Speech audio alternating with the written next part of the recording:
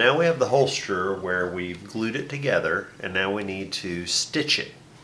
So first thing we need to do is we need to get a piece of braided wax cord or natural or artificial sinew, and you need about a 6-foot piece of it. It's better to have more than not enough.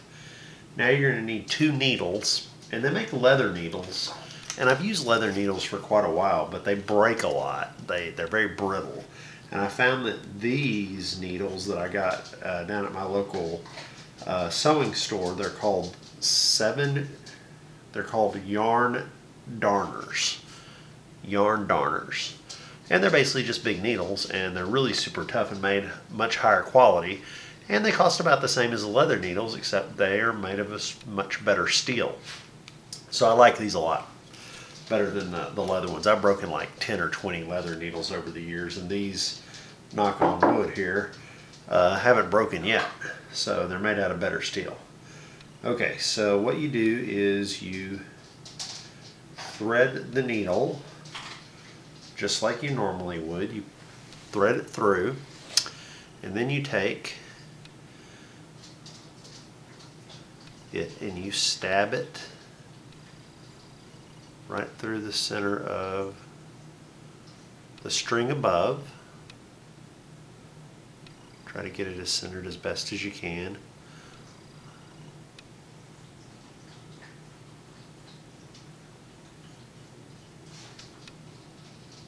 I know this is so exciting. But anyway, you get it stabbed through. Oh, there it goes through my finger. Nice.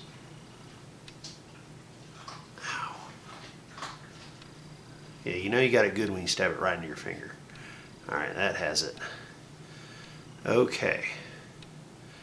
So what you do now, that you have it stabbed through like this, is you pull it down and over.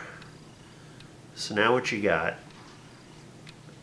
is you have a needle attached to one end, and you do that with the other end. So I'm going to pause while I do that. Okay, so now that I got my needles attached to both ends of the same thread, now I'm going to take this, and I've already in the earlier part of the video showed you where I made the little dots with the star pusher thing. So now I'm going to go here to the first dot in the fold, and I'm going to just push through. And what I'm using is, this is a leather kind of owl or spike, and you could just use an ice pick or a very sharp nail and a hammer to punch holes through this too. I've used nails in the past, but this is actually kind of designed for it, so I'm just going to use it since I have it. And you have to put it on a piece of wood, because if you don't put it on a piece of wood, you're going to stab holes into your nice table beneath and then get in big trouble. So, okay.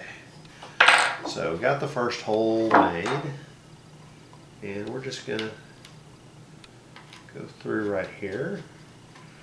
We're going to make sure that we string it and get the 2 strings even with each other. Okay.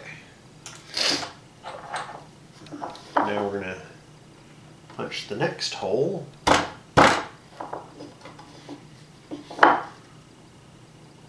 And I have to go through and punch it on each side, otherwise the string won't go through properly. And what you do now is you take one end of the string and you put it through.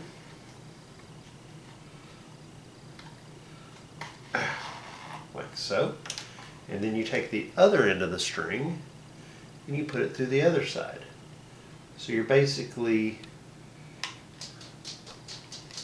running both ends of the string, or doing what's known as a double stitch through the leather. So you're double stitching the leather. And I have a pair of pliers here because a lot of times it'll get hung up. But what you're doing is you're basically doing figure 8s through the holster as you go up it with the string. You're going through like that and stitching it all the way up. And then you tie it off at the end, and it makes a very strong stitch when you do that. And if you choose to, you can periodically tie knots in it as you go, just in case you got it damaged. It won't all come unraveled. It's up to you, but most people just double stitch it all the way through out of this really strong thread, and it's pretty much good to go. So I'll be back in a minute once I get it fully stitched to show you. Okay, so one of the things I had to do on the holster was I had to back the stitches out to about right here instead of up here, because it needed enough room to let the nose of the firearm get deeper into it.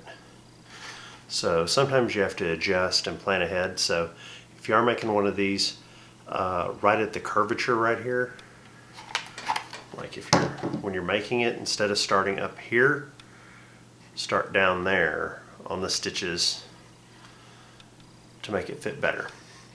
But so far this is pretty much what I have so far, and I still have to develop a way to have the pistol retained in the holster, because I'm going to use this for hunting. I don't want it falling out if I have to run or I'm moving around. I don't want it to get loose and fall out. And then it is going to take a little bit of time, but I'm going to let the pistol stay in here and develop a shape to the handgun and the holster shape together. So this is what I have so far. It's all stitched up on both sides, so that's it so far. Stay tuned.